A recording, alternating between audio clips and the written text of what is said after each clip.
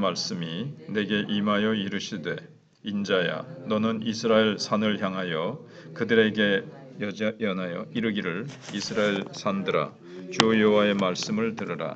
주 여호와께서 산과 언덕과 시내와 골짜기를 향하여 이같이 말씀하시기를 나 곧 내가 칼이 너희에게 임하게 하여 너희 산당을 멸하리니 너희 제단들이 황폐하고 분향 제단들이 깨뜨려질 것이며 너희가 죽임을 당하여 너희 우상 앞에 엎드러지게 할 것이라. 이스라엘 자손의 시체를 그 우상 앞에 두며 너희 해골을 너희 제단 사방에 흩으리라. 아멘.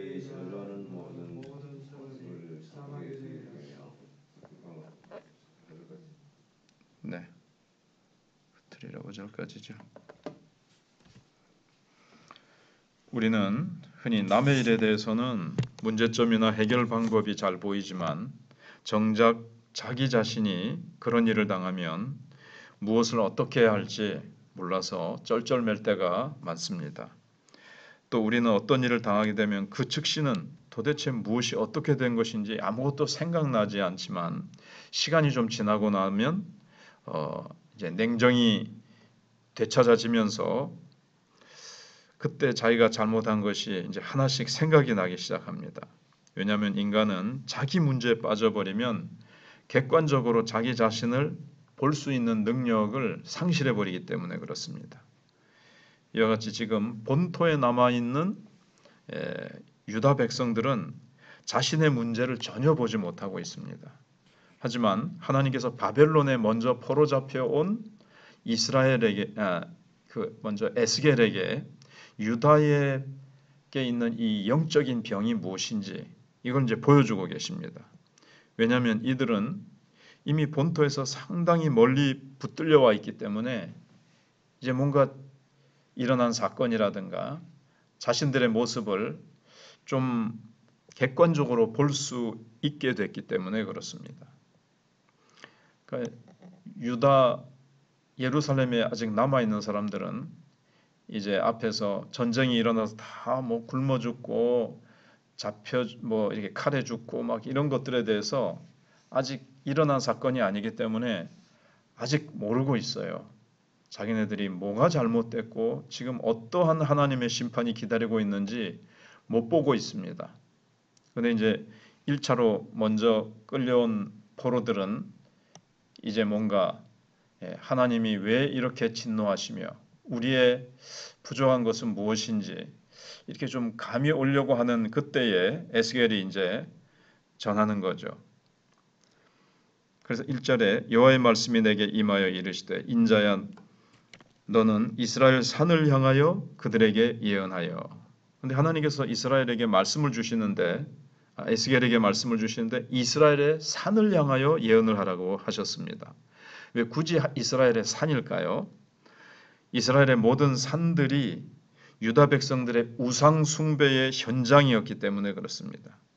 우리나라도 이제 산골짜기나 바위가 있는 곳에 보면 무당들이 촛불을 켜놓고 무슨 구슬한 흔적을 이제 찾을 수가 있습니다. 유다 백성들의 우상 숭배는 거의 우리나라의 이제 굿하는 수준하고 거의 같은데 한 가지 거기에 더 첨가해서 그들은 제사를 지내면서 우상 숭배를 이 제사를 하고 난 후에 거기서 성행위까지 했습니다. 이제 바알 숭배 속에는 바알 숭배의 그 제사 의식 속에는 그 음란한 성행위가 들어 있어요. 그것이 바알을 자극시켜서 바알이 그렇게 하면은 비를 많이 내려 주신다고 그렇게 이제 그들은 믿었던 겁니다. 특히 유다 백성들의 이 타락은 너무나 심각했습니다. 유다의 산이나 골짜기 중에서 웬만한 곳은 우상 숭배를 하지 않는 곳이 없었습니다.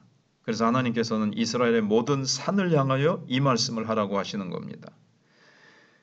그래서 특별히 3절로 5절에 이르기를 이스라엘 산들아 주 여호와의 말씀을 들으라. 주 여호와께서 산과 언덕과 시내와 골짜기를 향하여 이같이 말씀하시기를 나 곧 내가 칼이 너에게 임하게 하여 너희 산당을 멸하리니 너희 제단들이 황폐하고 분향 제단들이 깨뜨려질 것이며 너희가 죽임을 당하여 너희 우상 앞에 엎드러지게 할 것이라. 이스라엘 자손의 시체를 그 우상 앞에 두며 너희 해골을 너희 제단 사방에 흩으리라. 아주 무시무시하게 하나님께서 심판하실 것을 말씀하십니다. 하나님께서 유다 사람들이 우상 숭배 때문에 칼로 너희들을 치겠다 이렇게 이제 말씀하시는 겁니다. 그들의 죄가 우상 숭배밖에 없다는 뜻은 아닙니다. 대표적인 죄가 우상 숭배라는 거예요. 뭐 이웃의 것을 토지를 아주 속여서 어떤 불법을 향해서 빼앗은 것부터 시작해서 죄는 수없이 많습니다. 근데 대표적인 것이 우상 숭배라는 거죠. 왜냐하면 이것이 다른 모든 죄의 뿌리가 되기 때문에 그렇습니다. 하나님께서 처음 이스라엘 백성들을 가나안 땅에 들어가게 하셨을 때 그곳의 우상을 전부 다 부숴버리고 가나안 족속을 다 쫓아내라 그랬습니다. 다 없애버리라 그랬습니다. 그런데 이스라엘 백성들은 하나님이 왜 이렇게 우상을 싫어하시는지 깊이 몰랐죠. 그리고 왜 그들하고 이렇게 치고받고 싸워가지고 그들을 항거하는 자들은 죽이고 그 다음에 나머지는 다 몰아내라고 하셨는지 굳이 그렇게까지 할 필요가 있을까? 이런 생각이 아마 있었을 가능성이 있습니다. 그러니까 그들은 좀 우상 숭배와 가나안 족속에 대해서 좀 하나님이 다 멸해버리라는 것에 대해서 좀 안이하게 생각을 한 겁니다. 이스라엘 백성들이 몰랐던 것은 인간이 얼마나 이 죄에 대해서 친화성을 가지고 있는지 잘 몰랐던 겁니다. 친화성이라고 하는 것은 이렇게 끌어당기는 힘이죠. 우리가 생각하기에 죄라고 하는 것은 나쁜 것이기 때문에 제 정신이 바로 박혀 있으면 그런 죄는 안 짓죠. 여러 사람들이 모인 곳에서 제사를 드린다고 하면서 그렇게 음란한 짓을 못하죠. 부끄서라도 못하죠. 그런데 그들이 이걸 이제 잘 몰랐던 겁니다. 처음에는 이제 바알 숭배자들이 제사 드리는 이것을 이제 구경하다가 그 음란한 것을 이제 보고는 아이고야 어떻게 저런 부끄러운 짓을 하노 했을 겁니다. 그러다가 성경에 구체적으로 나와 있지는 않지만 자기네들도 참 이걸 이제 막 흉내낸다고 한번 해봤겠죠. 근데 죄라는 것이 얼마나 강력하게 끌어당기는 힘이 있는지, 왜냐하면 죄성이 인간 속에 있거든요. 그래서 이제 처음 한 번 할 때는 엄청 참 숨어서 부끄럽게 했을 겁니다. 근데 한 번 해보고 두 번 하고, 이 죄라는 것은 한 발, 그 다음에 이제 두 발 하도록 사탄이 또 이 죄성이라는 것이 죄가 왕노릇한다 그랬잖아요. 죄가 쫙 끌어잡아 당깁니다.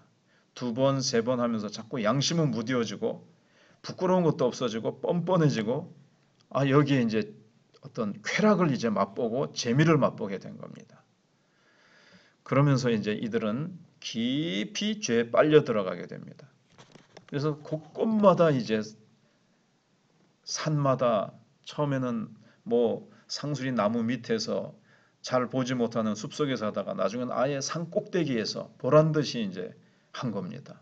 이 죄의 어떤 강력성, 죄의 친화성을 이스라엘 백성들이 몰랐던 거죠. 근데 하나님은 그걸 아시죠. 당연히 인간을 지으신 분이신데, 그래서 너희들이 결코 우상 숭배는 뭐 생각도 하지 마라, 근처에도 가지 마라는 식으로 말씀하시고, 그렇게 죄에 푹 쩔어 있는 가나안 족속은 멸해버려야 된다. 가나안 족속을 다 멸하고 쫓아내고 너희들이 거기에 하나님 나라를 너희들이 보여주는 그러한 택하신 족속이요 왕 같은 제사장 나라로 너희들이 하나님의 영광을 드러내라고 하나님이 그곳에 가나안에 들어가게 하셨는데, 그들은 나중에 가나안 족속화 돼버린 겁니다. 죄에 대해서 이제 완전히 무감각해지고 화인 맞은 양심처럼 돼버린 거죠. 인간은 그 도박에 빠진 사람들 요즘 있고 마약에 빠진 사람들이 있잖아요. 근데 그 인간이 그것을 끊어낼 힘이 없다는 것을 인간들이 몰라요. 한 번, 두 번 호기심으로 해보고 내가 뭐 어떠한 적당한 선에서 난 거기까지만 딱 절제할 거야. 아, 약간 그 쾌락만 맛보고 자기는 절제할 수 있는 능력이 있고 이거 내가 뭐 아니다 싶으면 내가 끊을 수 있다고 인간은 착각합니다. 근데 끊을 수 없습니다. 인간은. 죄를 이길 힘이 없어요. 예수의 피 말고는 성령의 능력 말고는 그것이 없다는 것을 모르는 거죠.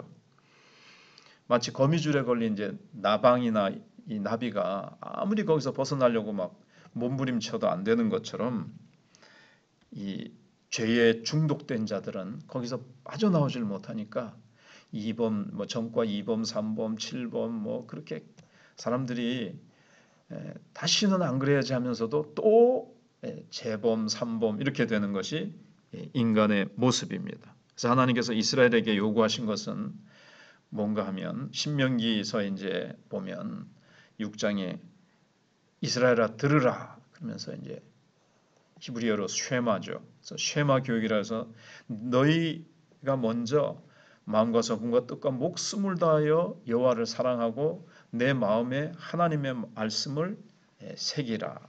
그리고 그것을 자녀들에게 길에 있든지 뭐 누웠을 때든지 앉았을 때든지 일어날 때든지 집에 있을 때든지 어디에서든지 자녀들에게 이 말씀을 가르치라. 그렇게 이제 말씀하십니다. 마음 성품 뜻 다하여 하나님 사랑하라.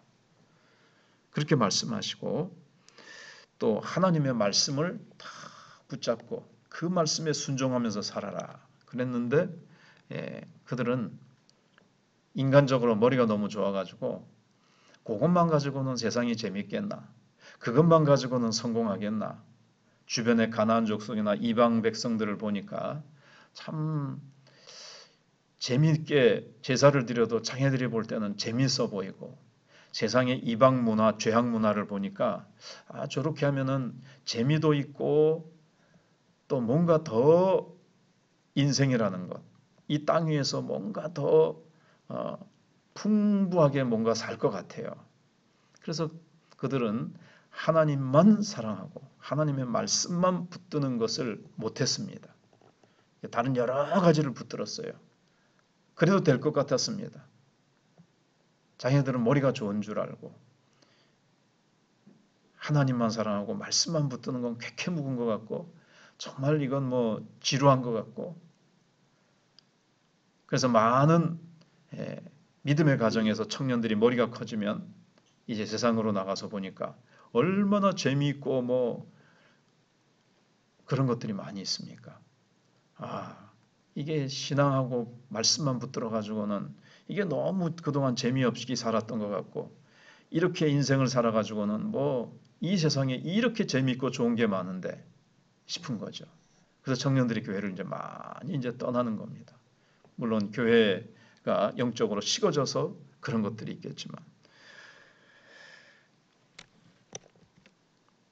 그래서 한때는 이스라엘과 유다는 아주 성공적인 삶을 사는 것 같았습니다. 그러나 그들의 신앙은 그러니까 신앙도 붙잡고 세상 재미도 붙들려고 한 거죠. 되는 것 같았습니다. 근데 신앙은 사실 그냥 거칠애로 형식적으로 하는 거고 세상 재미에 콱 빠진 거죠.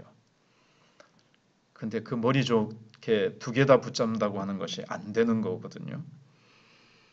그래서 그들은 이제 양심이 화인 맞고 뭐 간경화증처럼 그들은 양심경화증, 신앙경화증이 생겨버려 가지고 양심에 또 영혼의 경화증이 생겨 가지고 그들의 그 부끄러운 우상숭배와 온갖 죄악들 그래서 어젠가 나온 것처럼 이방 백성들조차 이거는 아니다 할 정도의 그 양심 이하의 그런 죄악까지도 너무 범하니까 하나님께서 참으시고 참으시다가 하나님께서 너무 답답하셔서 그들에게 이러한 무서운 진노를 내리신 겁니다.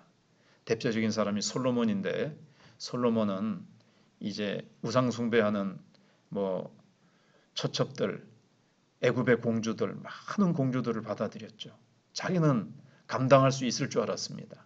그러나 점점 죄에 빠져들어가고 결국은 하나님을 떠나고 우생숭배하는 자리에까지 나갑니다. 나는 할 수 있어, 나는 괜찮겠지가 아닙니다. 인간이 얼마나 죄에 대해서 친화성이 있는지, 그래서 날마다 깨어 기도해야 되고 날마다 성령의 능력을 붙들어야 되고 하나님의 말씀을 내 마음에 깊이 새기고 이 말씀을 주야로 묵상하며 나가야 우리는 승리할 수 있는 것입니다. 하나님을 기쁘시게 할 수 있는 겁니다.